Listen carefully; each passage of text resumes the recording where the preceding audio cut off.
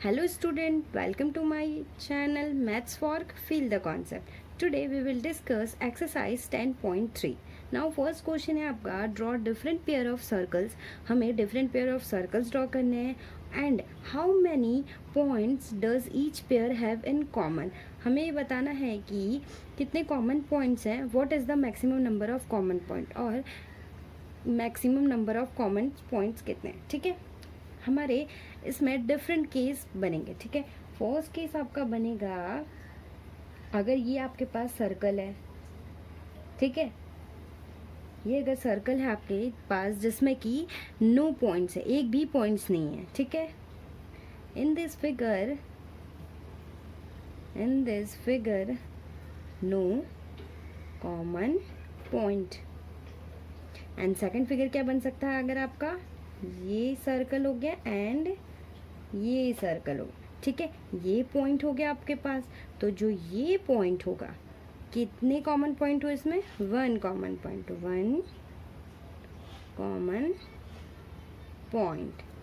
And क्या हो सकते हैं केसेस, अगर आपके पास ये सर्कल है, ठीक है, और ये सर्कल है. ठीक है, तो यहाँ पे भी आपके पास वन कॉमन पॉइंट मिल सकता है, one common point.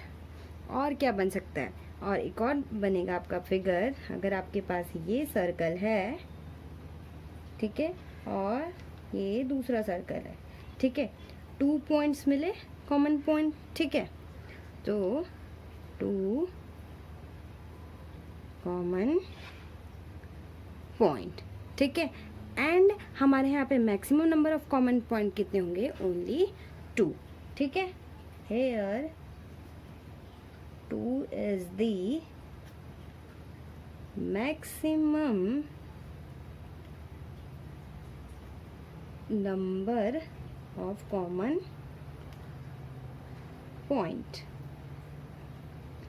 Okay student, next question है suppose you are given a circle. हमें गिवन सर्कल दिया हुआ है. ठीक है, ऐसा सपोज मानना है.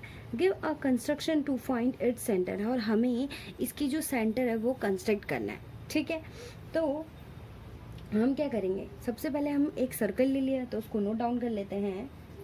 Take the given circle. ठीक है, एंड अब हम क्या करेंगे, जो इस सर्कल पे है कोई 2 डिफरेंट कॉर्ड ले लेते हैं. ठीक है, अगर मैंने ये कॉर्ड ले लिया, एक ये और एक ये, A B and C, A C and A B ले लिया. ठीक है, तो नोट डाउन कर लेते हैं. Taking any 2 different chord AB and CD of this circle. ठीक है, अब हम क्या करेंगे, जो AB और CA कॉर्ड है इस पे परपेंडिकुलर बाइसेक्ट ड्रॉ करेंगे. ठीक है, हम इसको नोट डाउन कर लेते हैं, फिर कंस्ट्रक्ट करेंगे. Draw perpendicular bisector of these chord. Okay, अब हम क्या करेंगे, इस ए बी कॉर्ड से, इस ए बी के मिड पॉइंट से आधे से ज़्यादा दूरी लेके, ठीक है, हमने ये थोड़ी सी दूरी ले ली इससे. ठीक है, इसकी आधे से ज़्यादा दूरी लेनी है और आर्क ड्रॉ करना है. हमने ये ड्रॉ किया, एक आर्क यहाँ पे ड्रॉ किया. ठीक है, सिमिलरली पॉइंट ए से ये आर्क ड्रॉ किया एंड ये आर्क ड्रॉ किया. Okay, and B sorry A and C point से भी सिमिलरली. ठीक है,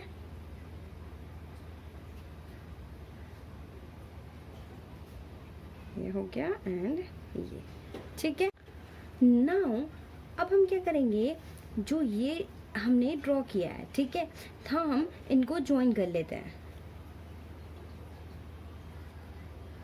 ये ज्वाइन कर लिया, और ये जहाँ पे मिलेंगे इसको पॉइंट ओ मान लेते हैं. ठीक है, और ये जहाँ पे मिलेंगे वो आपका इस सर्कल का क्या हो जाएगा, सेंटर हो जाएगा. ठीक है, तो उसको नोट डाउन कर लेते हैं. Let these bisectors meet at point O. Hence, O is the center of the given circle. ठीक है, आप किसी सर्कल पे उसकी सेंटर पता कर सकते हैं इस कंस्ट्रक्शन से. ओके स्टूडेंट, नाउ आपका नेक्स्ट क्वेश्चन है क्वेश्चन नंबर 3. ये लास्ट क्वेश्चन है ऑफ दिस एक्सरसाइज.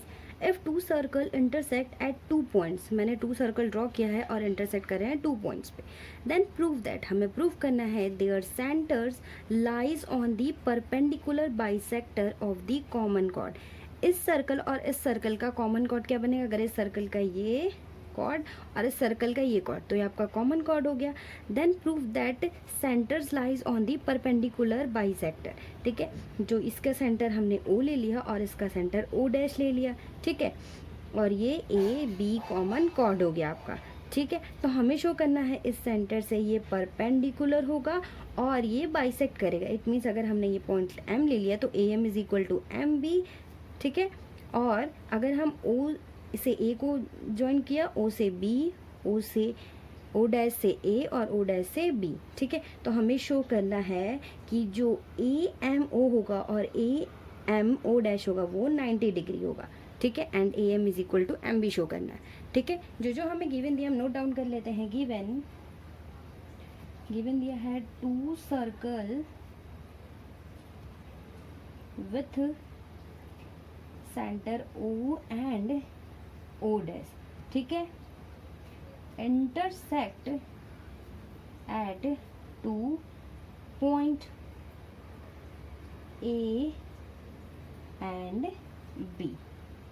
ओके, और हमें क्या प्रूफ करना है? टू प्रूफ जो एंगल AMO है और एंगल BMO होगा आपका 90 एंड जो AM होगा आपका इस BM के इक्वल होगा.